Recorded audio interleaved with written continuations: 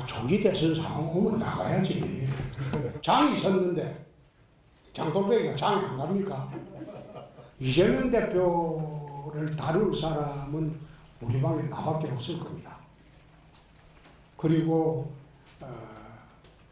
트럼프하고 맞짱 뜰 사람도 대한민국에는 나밖에 없다고 나는 생각합니다. 제가 대선준에 한번 뛰어본 게 2017년도 탄핵 대선입니다. 네. 그 이후로 늘 대선 후보였죠. 지금 하는 것도 제가 정치하며 준비하는 게 지금은 대구시정하고 네. 자기 대선 준비입니다. 그렇기 때문에 내일 당장 대선에도 우리는 다 준비가 돼 있어요. 이 여권 내에 잠재적인 대선 주자로 꼽히시는 분들 중에서 어떻게 보면 상대적으로 굉장히 적극적으로 얘기를 하고 있어요. 조기 대선 관련된 얘기를요. 오늘도 뭐 설명 하나가 이 최근에 어떤 질문에 답변하는 형식으로 어떤 의견이 좀 나왔는데 정리 좀 해보겠습니다. 바로 이게 청년의 꿈이라고 해서 청년들하고 좀 소통하는 어떤 이 SNS, 이 웹 페이지를 만들었잖아요. 어제 홍준표 시장이 이런 질문을 받아요. 시장직 유지해 주세요. 조기 대선이든 정상 대선이든 시장직에 계셔야 좋다고 그러는데요. 이런 질문이 나오니까 대선 만약에 생기면 시장직 사퇴합니다. 그리고 내가 집권하면 TK 현안 모두 해결됩니다. 그리고 또 다른 분은 질문이 시장님의 의지를 확인했습니다. 그러니까 마지막 도전에 뒷배 대놓고는 할 수는 없지요. 그러면 조기 대선이 확정이 되는 순간 시장직을 내놓겠다. 뒷배 이런 거 생각 안 합니다. 배수진 같은 느낌이 들거든요. 이런 얘기를 꺼내놨어요. 어제입니다. 상당히 적극적으로 보이죠 지금. 이용민 변호사. 만약에 조기 대선이 열리게 된다면 저런 시도지사들, 광역단체장들, 지방자치단체장들은 사퇴 시한이 있잖아요. 이게 원래. 네, 이거 어떻게 됩니까? 이게 이제 공직선거법 53조 2항 2호에 나와 있는데 이렇게 이제 공무원이 어쨌든 광역지방자치단체장이 이렇게 이제 대통령 선거에 입후보를 하려고 할 때 이게 거리가 된 경우거든요. 예. 파면이 됐다라고 했을 때는 이제 대통령이 거리가 된 상황이라서 이런 경우에는 선거일 전 30일 전까지 이제 사직을 하면 됩니다. 한 달 전에만 예, 그만두면 된다. 그렇습니다. 그렇기 때문에 이 직을 유지를 한 상태에서 뭐 현실적으로는 당내 만약에 경선이 펼쳐진다. 가능한 거네요. 그렇죠. 그런 상태에서 이제 입후보도 해서 이제 진행을 할 수가 있어가지고 예. 그래서 뭐 현실적으로 봤을 때는 이렇게 직을 유지한 상태에서 이제 입후보를 해서 진행을 하는 게 뭐 유리할 것이다 이런 말이 나오고 있어가지고 그래서 아마 뭐 홍준표 시장의 저런 입장이 뭐 오늘 좀 이슈가 되는 그런 상황인 것 같습니다. 그러니까 한 달 30일 전에만 그만두면 되는데 딱 결정되면 그 전에 던지겠다는 거잖아요. 시장직에 대해서. 오. 이와 관련해서 오늘 대구시 관계자의 설명이 조금 있었습니다. 들어보시죠. 조기 대선에 대한 시장님의 입장은 초재일관 똑같습니다. 탄핵이 기각되어서 대통령으로 복귀하는 것이 가장 바람직하다고 말씀하셨죠. 다만 만에 하나 일어날 수 있는 조기 대선에 대해서는 당이 준비를 해야 된다는 말씀을 하셨고 만약 그런 상황이 생긴다라면은 대구시장을 사퇴하겠다고 오늘 아마 그게 기사가 난 것 같은데 그 정도의 비장한 각오가 아니라면은 이 나라를 정상화시키기 어려울 거라는 그런 의지로 저는 이해하고 있습니다. 송영훈 전 대변인. 그러니까 윤석열 대통령의 탄핵에 반대한다는 거예요. 반대하지만 그래도 만약에 조기 대선이 열리면 뭐 이렇게 되는 겁니다. 그러면서 설명을 막 해요. 그러면 시장도 그만두고 뭐 이 정도는 해야 된다는 건데 이런 모습 자체가 어떻게 보면 아까도 말씀드렸지만 조기 대선에 대해서 상당히 적극적인 모양으로 비춰지거든요. 지금 이런 모습이 보수 진영의 지지층들한테 좀 어떻게 보일까요? 어떻게 보여지고 있는지를 상징적으로 보여주는 장면이 오늘 아침 조선일보 1면에 있었습니다. 뭐냐면 홍준표 시장이 쓴 책이 하나 있는데 그게 예. 지난달 24일에 나왔어요. 그러니까 오늘로써 출간한 지 딱 한 달 됐는데 예. 오늘 조선일보 1면 그 시내 배달판 하단에 광고가 실렸습니다.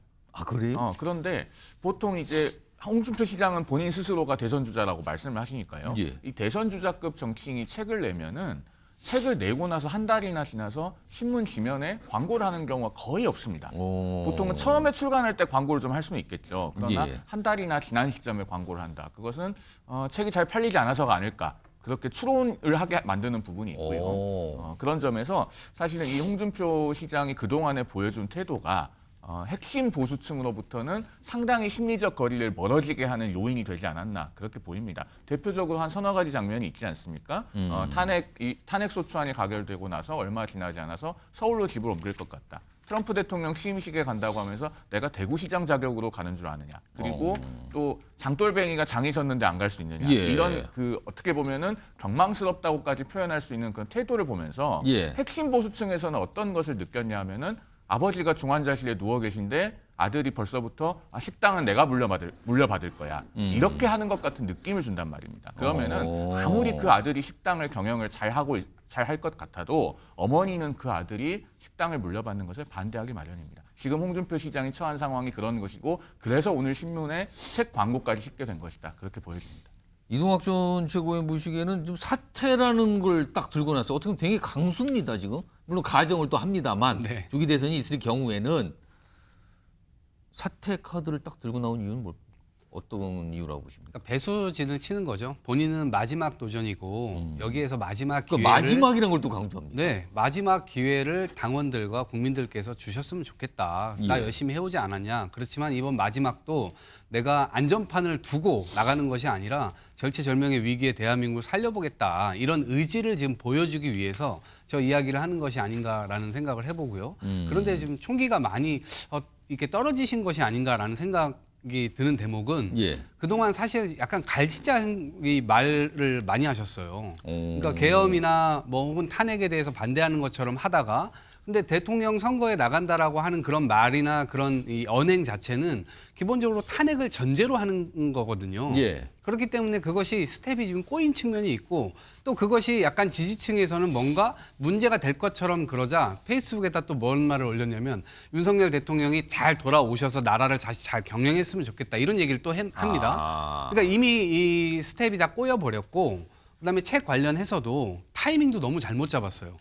이게 뭐 어떤 국면이 끝난 다음에 주목을 받을 시점이 있는데 한창 때 이미 한 달 전에 그거를 낸다는 게 저는 상식적으로 이해가 안 되고요. 제가 서점에 가서 웬만하면 대선 주자들의 책을 다 삽니다. 예. 예, 무슨 생각을 갖고 있는지. 근데 예. 책을 집어들고 좀 이렇게 펼쳐봤는데 옛날 페이스북에 다 썼던 글 그런 거 그냥 그대로 복사해서 넣어놓으셨더라고요. 그래서 차마 제 손으로 이제 사기는 좀 뭐해서 그냥 다시 내려놨던 기억이 있는데 어찌됐건 예, 이번 대선 정말 쉬워 보이지 않는다라는 말씀 드립니다.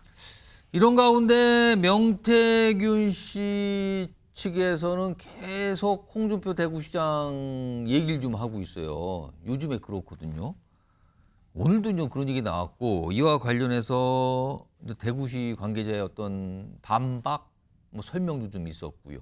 그 목소리 좀 들어보죠. 명태균 씨는 어떻게 이야기를 하냐면 예, 내가 장인보다 자주 만난 사람이 홍준표다라고 하면서 예. 홍준표 말대로 하면 명태균이 만난 것은 홍준표가 아니라 홍두깨입니까? 이렇게 이야기를 하더라고요. 사실은 지금 홍준표 씨가 전국을 휩쓰는 태풍 아닙니까? 연관되어 있다라고 하면 네. 아무래도 의심을 받지 않겠습니까? 그러다 보니까 입에 침도 안 바르고 거짓말을 해대고 있는 거죠. 지금까지의 내용에 대해서는 다 고발 조치를 했고 저희가 사법당국 요청에 따라서 고발인 조사를 통해 자료를 제출할 것이고 문제는 앞으로도 이런 행위가 반복된다라면은 모든 건에 대해서 허위사실 유포나 명예훼손에 대해서는 철저하게 사법적 대응을 하겠다라는 것입니다. 이영민 변호사. 그동안 명태균 씨나 명태균 씨 쪽에서는 이제 홍준표 대구시장 과거에 도와줬다 어쨌다 계속 이런 공판인데 오늘은 무슨 주장을 한 겁니까? 그러니까 지금 상징적으로 표현을 하는 게 장인어른보다 더 자주 만났다 홍준표 시장을. 접촉이 많았다? 예, 그런 식의 이제 주장을 하고 있고 홍준표 시장 측에서는 이제 그 동안에 2021년 6월에 찾아왔을 때 어쨌든 본인은 만나지 않고 돌려보냈다는 식으로 이야기를 했거든요. 근데 이제 명태균 씨 측에서 이제 주장을 하는 건 일단 지금 기억을 하는 걸로도 3번 만났다 이렇게 이야기를 하고 있고 그래서 그게 2020년 5월 6일에 당시 이제 홍준표 시장과 조혜진 의원 간에 이렇게 갈등이 있었을 때 그걸 중재를 하기 위해서 이제 만남의 자리를 마련을 했었고 그리고 2021년 11월 17일에도 이제 만났다라고 하면서 그때는 또 이제 홍준표 시장이 자택에서 이제 만났다라고 하면서 그때 이제 이준석 의원도 같이 있는 자리에서 이제 만났다라고 또 주장을 하고 있고요. 그리고 2022년 1월 19일에는 뭐 서울 강남에서 이제 윤 대통령이 그때 당시에 이제 경선에서 이기고 나서 그 이제 지지를 위해서 또 이제 홍준표 시장하고 만났었다. 예. 뭐 이런 이야기를 하고 있어가지고 뭐 일단은 지금 주장을 하고 있는 게 홍준표 시장의 이야기하고는 좀 많이 다른 부분이 있는 것 같고 그래서 그런 부분들이 앞으로 이제 뭐 지금 이 중앙지검으로 사건이 이송돼 있는 만큼 앞으로 이제 이런 뭐 만났는지 그 만났다라면은 뭐 어떤 이야기를 주고 받았는지 뭐 이런 부분들에 대해서도 좀 수사가 진행이 될 것 같습니다. 이동학 전 최고위원. 이거에 대한 뭐 공방이니까 뭐 사실 여부는 차치하고요. 그러나 홍준표 시장 지금 조기 대선에 대해서 여러 가지 생각을 많이 하는 것 같은데 이 대선 도전 가도의 영향 어떻게 판단하십니까? 저는 앞으로 이제 나올 내용들이 좀 충격적인 내용들도 나오지 않을까 싶어요. 왜냐하면 2022년 3월 31일 날 홍준표 전 의원이 당시에 전 의원이 대구시장 출마 선언을 합니다. 출마 선언을 하는데 그 이전에 이 2021년 12월 27일부터 30일까지 여론조사가 하나가 돌아가는데 홍준표 시장은 몰랐어요, 그거를. 예. 근데 그것을 어떤 사람이 의뢰를 했느냐 보니까 박재기 전 경남도시개발공사 사장 홍준표 시장의 최측근입니다.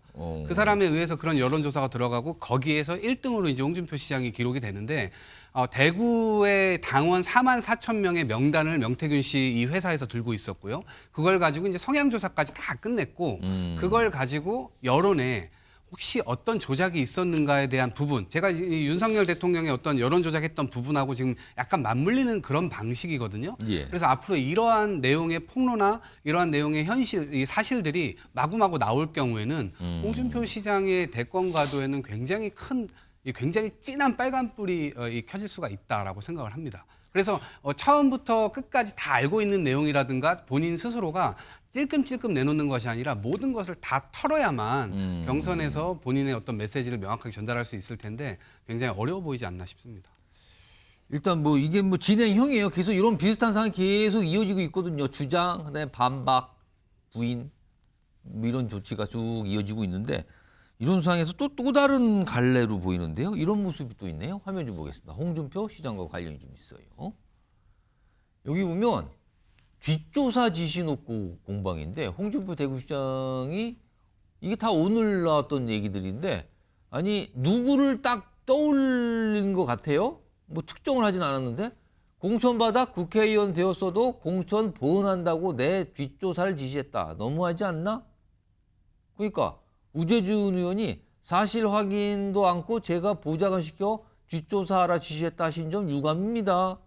우재준 의원은 한동훈 전 대표하고 좀 가까운 국회의원으로 좀 알려지는데 이런 공방이 갑자기 벌어졌어요? 송영훈 전 대변인 이거 무슨 상황입니까 지금 이게? 한마디로 얘기하면은 홍준표 시장이 한동훈 전 대표가 본인보다 차기 주자 레이스에서 우위에 있다라고 하는 것을 드러낸 것이죠.